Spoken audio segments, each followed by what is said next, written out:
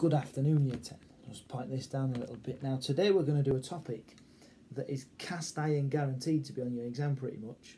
I've taught the American West for a few years now, probably 6 in total. There's never been an exam in all those 6 years that hasn't mentioned the destruction of the Native Americans. It falls into one or two camps. Why were their lives and livelihoods destroyed, and how? In other words, the wars themselves, because there were Plains Indian wars. And you remember the Indians are all different tribes. It's like talking about the European wars. They're like having a war with Italy and America and France and America. They're all different things all mixed into one. There are 3 things which often triggered the Plains Indians attacking the Americans. And we're going to start with those 3 things. Gold prospecting, which I would have as my number 1 most crucial thing for affecting, well, for causing the Native American wars to start, the railroads being built, and the cattle industry. All of those things encroached on the Native Americans' reservations, onto their livelihoods, onto their way of life, and kicked off the wars. But the wars followed a cycle. And the cycle, you're going to have to create the cycle yourself. And it's such an important thing, we're going to get it into our books. But the cycle goes something like this. And it's a cycle, so we could start anywhere. But let's start with Native American chiefs and the American government come together and sign a treaty, like the Fort Laramie Treaty. I hope that was in your head.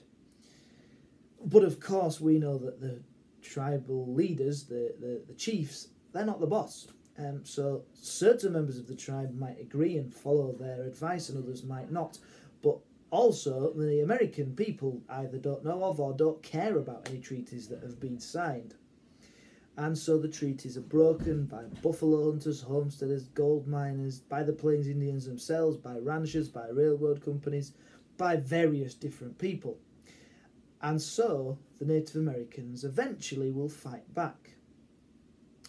And when they fight back, they go on the rampage, they kill some people, and then the US Army's called in. And United States Army versus Native Americans is usually a bit of a no contest. And so ultimately, with one exception, the Americans win the war. And then the Native Americans are forced to sign another treaty, giving them smaller pieces of land than they had in the first place. And the chiefs sign the treaty. But of course the chiefs aren't the boss. And therefore some people break the treaty, and some Americans break the treaty, and then eventually the Native Americans fight back. And the whole thing carries on again. And what we're going to do today, once we've got our head around this whole cycle, is we're going to look at the first of our Plains Indian wars, Little Crow's War. And we're going to try to assess the extent to which Little Crow's War fits that whole cycle by creating a cycle for the Little Crow's War. And there you have it.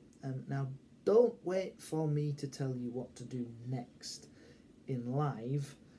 What I want you to do, first of all, is to get the cycle of destruction that's on your desks and to put it into a cycle. There should be, if you're in the long rows down the middle of the classroom, there's 1 on each long row, and if you're each side, then the cycles are on the 4th row and the 2nd row. So you might have to turn round, and as soon as you've finished listening to me here, get yourself turned around or look on your desk and start to try to make the cycle out of the cards that I've given you. And that's it.